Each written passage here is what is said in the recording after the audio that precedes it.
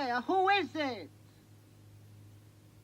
Hey everybody, it's Jim of Animateducated. Today you're going to meet Paul Driessen, who is very famous from the Netherlands originally, but now he resides in France, and he's an animator, an artist, educator. He's taught animation in Germany and other places, and yeah, he's done a lot of different films that you probably have never seen, or you should. And one of his films, he actually started off with Yellow Submarine. And we'll talk to him today on Animateducated.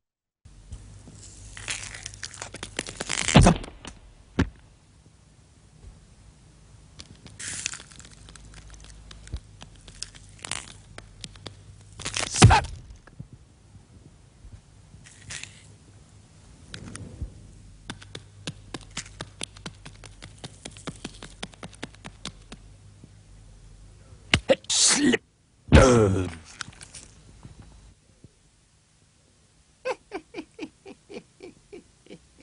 I want to thank you for coming on Animateducated. And you have a new book here called My Life in Cartoons. Could you tell me a little bit about like when you first started out? You didn't go to a university to learn animation and all that. You kind of applied for a job and kind of got into the right place to learn how to do that. Mhm. As a kid, I drew a lot of cartoons, and I didn't know anything about animation. And I'm from 1940. I was, born during the war. There was not much entertainment in those days, and I was born in Holland, and there wasn't much, certainly hardly any animation at the time. And only later, when I was late teens, early 20s, I tried to get a job in cartoons, and I sent them all to those are drawn cartoons, like one panel cartoon. I sent them all to different publishers, and people were at that time was interesting. I went to Paris to different magazines and to London and in Europe, also in Holland. Those people would invite me in and talk to me, but in the end, they would say, "Well, it's not our taste, or we don't have space for it, or whatever." So I didn't succeed. And at a certain point in '64, I read an article about a small animation studio in Holland, close to Amsterdam, where they started. It was just very new, actually, at the time. This was just before Holland got commercial television, and they thought they might need animators. And Jim Hiltz, an American from California, who great animator, by the way, who liked my style. He invited me in. He taught me how to do animation because we had no animation schools in Holland in those days, early 60s. And I learned quickly and I could draw.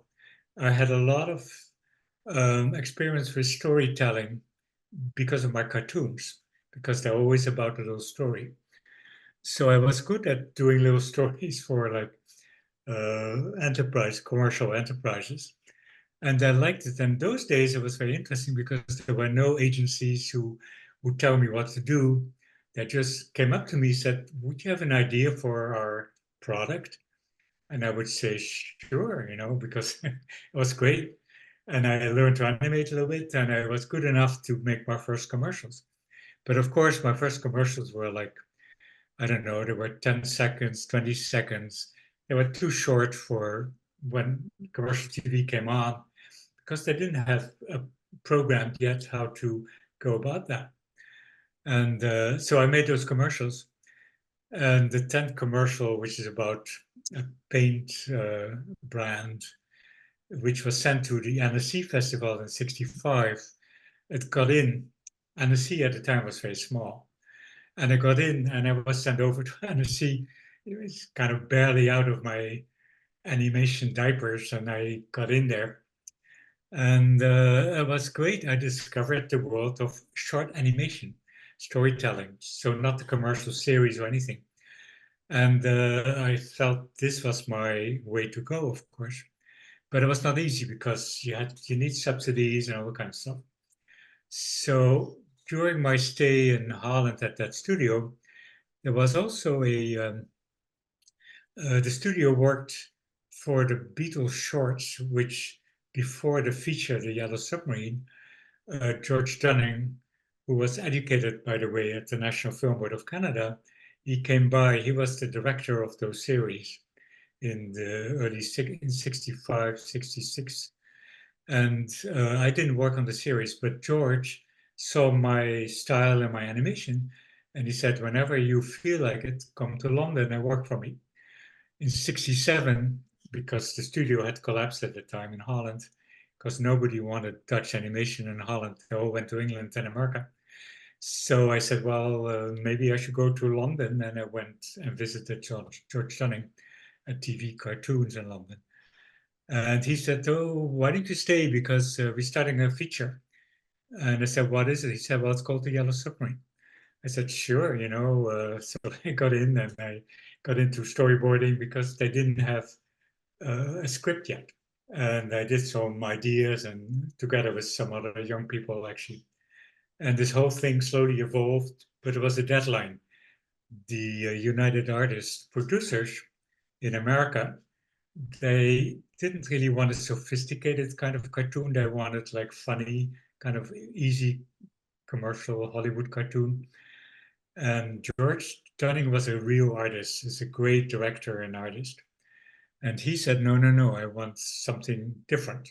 So he created this thing with Heinz Edelman as a designer um, to make a film which looked very different from any cartoons, actually, except the United Artists producer said, well, you have only 9 months and then it has to come out. Now, 9 months for a feature is not very much. We had only 25 animators and we had no script. So slowly this whole thing evolved. I mean, looking back, it's ridiculous. But we were not pushed at all. I was one of the 25 animators. And we had a great time. It was London in the 60s, the Beatles, the Stones, everything was out there. We had a great time, but we worked hard. And we made it in time when the Yellow Submarine came out. And then because of George Dunning, being a Canadian from National Film Board, he talked to me about the film board, of course. And I knew that because I want to make short films myself, personal films, that the film board would be the place for me. So I went over to Montreal and I got in there and finally got into the film board, started my first animation. And because I was Dutch, but also Canadian, I could go work at the film board for a contract when I had a film, an idea they liked. And when they wanted other people to come in because they had a limited budget, I would go back to Holland and apply for subsidy in Holland. So I did to and fro, like all my life has been, spending a year in Canada, 2 years, 2 years in Holland, go back. I was used to traveling, so for me that was kind of okay. It was not easy on my family. So I was married at the time, had 2 kids, with a Dutch wife and 2 Dutch children in Montreal. And we split up. They went back to Holland, and I stayed in Canada. And it's kind of it took its toll on my family life. But at the other hand, I had the luxury of making my personal films all my life, actually.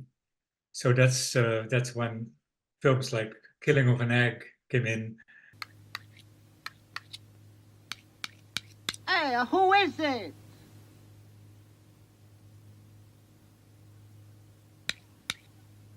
Yeah, just a minute. I'm a coming. And what's interesting for me about both Killing of an Egg and Over the Night is what you mentioned, the the knight in armor kind of going along the edge, cutting to the cityscape, is the kind of thinking I developed, which is that you don't tell a story straightforward. It's animation, you can do anything you want as long as it makes sense. So when you cut from the edge to another edge somewhere else, it just enhances the idea of the journey of the knight going to the rescue. It's still a stupid cartoon, of course, and it's not very sophisticated, but to me, it was very interesting to try out if you could do something different from the normal storytelling. And Killing of an Egg, of course, it's a story inside a story. And a way, again, that's my way of thinking. How can you change um, like worlds or ideas, perspectives, all that kind of thing. In some of your films, you have something that you like to call narrative space. Can you tell me about that term and what that means? So most of my films are not language based, but it's based on something which I discovered later. It's called narrative space, which is that you tell stories by shifting to different realities sometimes, like the knight going to another reality briefly, but also do split screen, uh, multi-screen, whatever. But it's always about storytelling for me. It's not a decor. I didn't like to make something look nice, so I do split screen. It's like jumping from one story to the next and evolving from the beginning to end using those screens. So, and that's now the space you use also icons. And for instance, you can kill with an egg is yellow and white and black lines. It's an inside of an egg. So I use all those images you can create with animation and color and, as I mentioned, perspective, movement, of course. But also sometimes my films are limited. I have a new idea which is mentioned in the book, but it's not made yet. But it's about animation which at a certain point stops, but the sound continues. I mean, we have that, it's available. You have sound, music, you have movement, you have all kind of stuff. So you can stop animation and you can tell the story in sound. So I'm trying that out. I mean, I didn't get the production yet, but I hope it will come through at some point. Just explaining my way of thinking, actually. You actually have taught animation to students, and that's where it's kind of for me. I'm been teaching for a few years now, and it's like it's just trying to figure out like how to teach what you know to someone else. How do you have any advice for people that teach animation? And I'm going to start writing it down. So. I never wanted to teach. I mean, the students kept asking me, I kept refusing, but they were very, very nice. German students are really nice students, I discovered. And they became friends, and I did a workshop and another workshop in Germany. I was living in Holland at the time. Germany was not so far. And then they said, well, what the job, actually, the main teacher at the time, animation, was John Lenica. I'm not sure if you know him. He's a French Polish. He was a famous Polish. Well, I'm talking about 60s, 70s. He was a poster designer, animator, very well known in the 60s actually in the animation world. And you see there were always films by Jan Lenica. Anyway, but he was moving to Berlin for a better job, and they needed a new teacher. So my students said, "Why don't you apply for the job?" And I said, "I don't want the job. I want to make my short films." And they said, "Yeah, but we organized that you have time for your films." And I said, "Also, I don't want to live in Germany." They said, "Well, don't worry about it." Oh, that's really nice. So, well, and the thing was, of course, then I said, "Okay, if you organize that, maybe I apply for the job." And I did. And of course, because there were many contestants, but because I was the one who didn't really want the job, I got the job because I was very relaxed about this whole thing. But I had very many films which won prizes in different festivals, of course, at that time. I'm talking about mid 80s in those days. Mhm.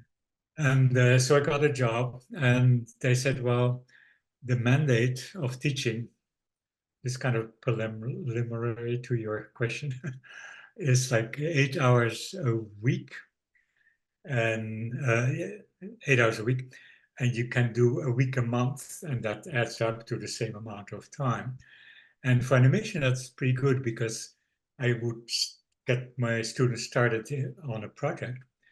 I would go away and I would have time to develop it. I don't have to be there every day to show them. I would do some exercises like what you would do, of course, like the walk cycles and all that. And what's interesting, I found in Kassel in Germany, that most of my students were not very good at at drawing. So they got into puppet animation or clay animation or cutouts or all kind of things. And I think they were not very educated in imagery. So I would say, well, this, when they would make a drawing, I would say, it doesn't look good. And they say, what's wrong with it? The nose is not big enough, or, the kind of thing. I said, that's not how you do animation or cartooning. You have to read books and show and look at art. And they had not much background in general. But anyway, at a certain point, I became the teacher. And I think what I did best is not so much telling them how to do, I did the walk cycles and all this stuff, of course, but it's more how to think in storytelling. And that's what they developed the best. And that's why they started winning Oscars, because they won two Oscars, different Oscars actually, not student Oscar, but a big Oscar for a short animation. And it's basically, I think, looking back, because I don't think I was a very good teacher, but we were very intimate, we were good friends, and they liked me. So we developed some kind of intimacy and storytelling ideas, which I think in the end worked very well for the films they made in the end. And some of them even didn't win anything, but I loved them because they were so witty. It's exactly the kind of storytelling I would do, because my films are not easy either. They're not really Oscar material. They're too difficult sometimes. It's not for general audience, more for festival audiences. Mhm. But it's really what I like to do myself, and I could do it always getting subsidies here and there, Holland, Canada, lately in France. And but for teaching animation, I think the storytelling aspect is very important. Uh, but not everybody, of course, it's not important for all schools. It's a lot of schools, maybe yours too. You want to get your students to the big studios. Storytelling is not important. You have to know how to animate. Yeah, because if you're an animation student, they want to see, well, how can you animate? How does it look? And is it moving right? And all the stuff you need for animation, using the principles of animation, things like that.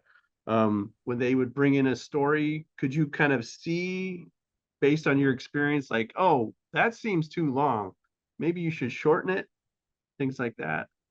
I realized with my students that you really had to show them how to make a story shorter and just stick to the basic idea of the film idea. And then at a certain point, I met Michaela Pavlatova. You might know her, Czech animator. She did a feature not so long ago. She's a great designer, very funny, great animator. And I invited her to Holland. She stayed with me for a few weeks actually. And then she did her own uncles and aunts, but she knew how to do this. So my producer in Holland, produced it. He produced my first uncles and aunts, and he produced Michala's uncles and aunts #2. Look them up; you can find them, I'm sure. Okay. But she understood how it worked, and she's even funnier than mine. I mean, she's a great designer. She's great. So those are very good examples from a simple story, but how to keep it short and don't go into a long story.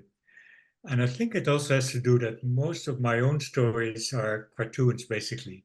They're funny and they go to a clue. And you cannot extend, it's not a feature, it's not going to a next stage and going back. And it's not composing like a long story. It's always over the night is typical. He goes, you know where he's going, doesn't take too long, obstacles, you throw them in. It's a very good storytelling device, actually. Just do another Uncle and Aunts, see what comes out.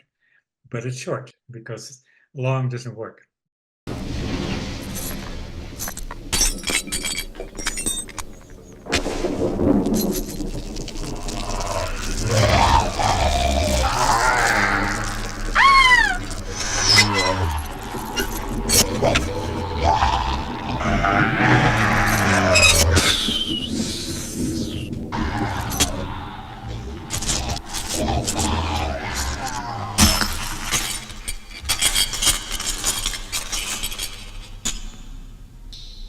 You tend to just you write everything down. You write it down like as a treatment, and then you go back and just then make the visual. And I know how to draw, so I know what my image would look like. So I don't do sketches. I never draw because it takes a long time. Instead, I write down, I say, okay, triptych. What are the three components? So I came up with land, sea, and air. And I said, okay, what's the connection? So I had a character on land, I had a character on sea, and a character, a bird in the air. I said, okay, they go through different themes. For instance, it starts, they wake up. So they wake up different ways. And you cut from one to the next. And you follow the story because you know that the sun's coming up in all three of the panels. And but by writing, I can just write, okay, the bird yawns, flies up. The sleeping guy in the bed, he yawns, he wakes up. And the sailor in the ship, he just goes outside of his cabin and he stretches, does little exercises. Okay, so what's the next theme? Maybe rain. Okay, rain comes down. The man on the left in the bed takes a shower. That's water coming down. The bird washes under the cloud with rain coming down. The ship, I use a lot of that in my stories. Actually, I use biblical stories or legends or or fairy tale kind of thing. So there's a lot of rain coming down the ship, so the water moves up, and there's the Ark of Noah coming through with all the animals. I mean, that's a story. But I don't have to draw it. I just write it, because I can see it in my head and writing it down. So, okay, it comes through. What's funny about it? Okay, the animals run to look at the bow, at the little boat of the ark, and because it's top heavy, it collapses. it goes down. You can write that down. You don't have to make sketches of that. It goes much faster when you write it. So I visualize the whole story by writing. Each time I invent another theme and say, okay, what would the guy on the left do? What would the bird do? So it's by writing and changing. Also, when something doesn't work in writing, I say, okay, start again. I don't have to redraw it. I just scratch it out. Say, well, let's try this. And I can visualize, I can animate. I know how to do this. So to me, it makes a lot of sense and it goes very fast. You make stories, but you need a base. I need to sit down and think, okay, what's my next thing? What's my project? For me, it never comes from real life. Whenever, because I think it has also to do with when I grew up, it was easy for me to be an original. There was nothing. I mean, there was no cartoons in Holland there was no hardly any imagery interesting to me, caricatures. So I developed my own style and my own way of thinking. And I think what's important for me is that when someone, for instance, in the street, because they know I'm a cartoonist, kind of thing, and they say, Paul, look at that. That's funny. This man fell over or something. To me, that's not an idea I'm going to use because it's not mine. And I didn't see it. I'm not a good observer. It's all in my head. So I have to sit down any place, could be on the beach, could be in a forest, could be anywhere comfortable for me. And I let my mind go and I make notes. And that's how I make my stories. And a cartoon is typical. I mean, over the night, I say, okay, you have the night, he goes for the damsel in distress. What's the story? You write down all the obstacles and you say, so what's the end? And you come up with different ideas.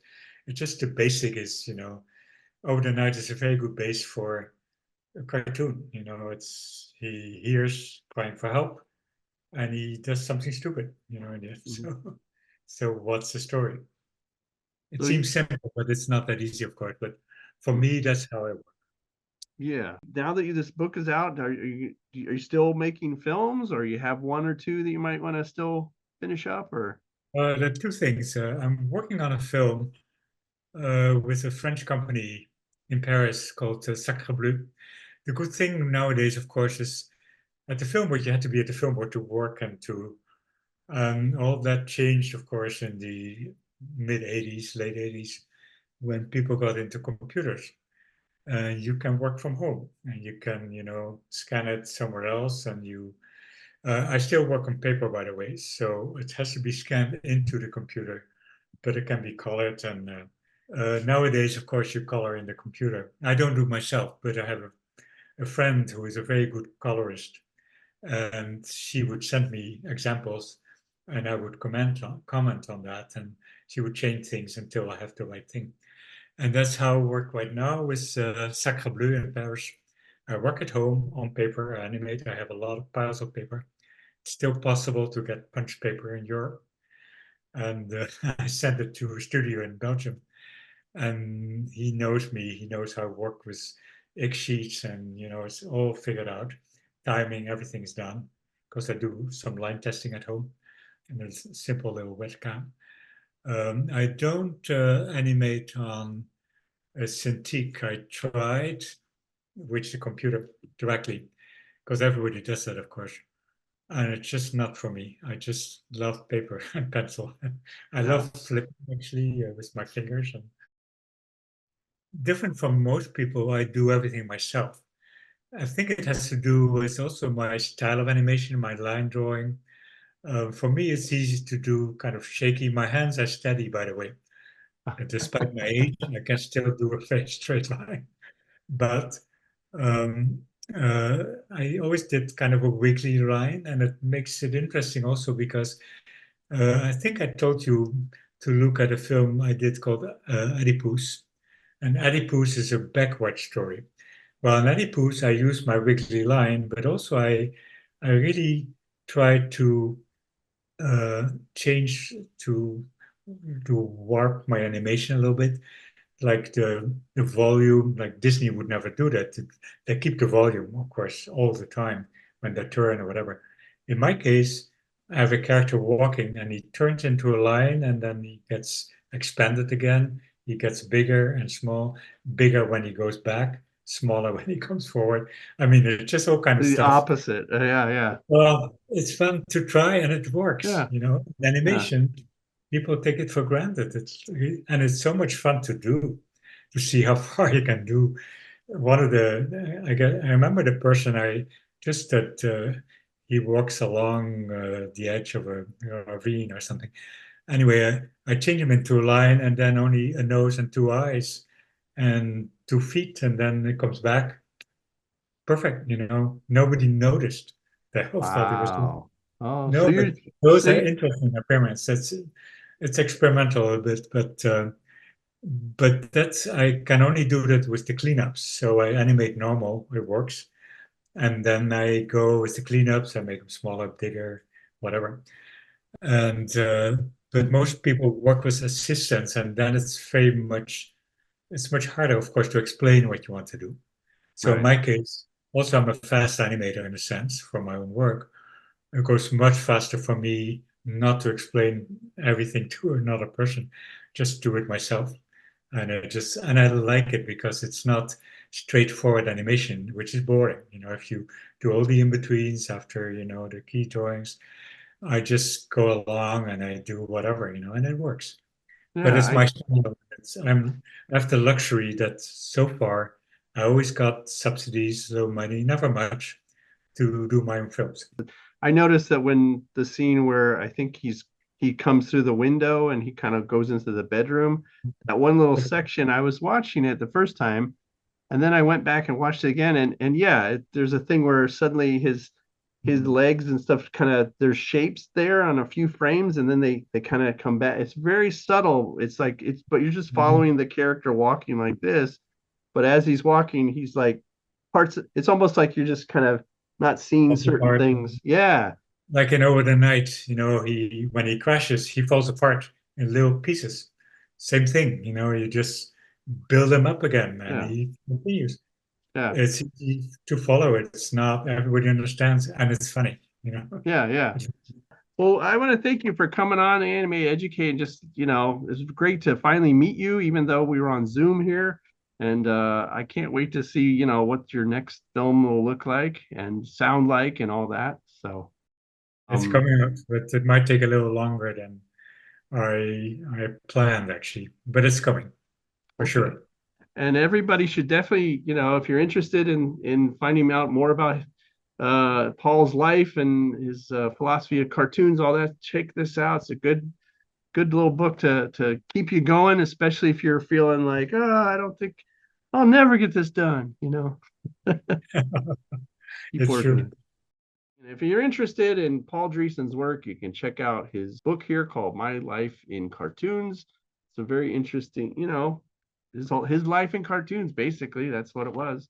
So, or you can check this out. You can press that subscribe button if you're interested in seeing more or subscribing, or you can take a look at all the other things I have down below, interviews, things like that.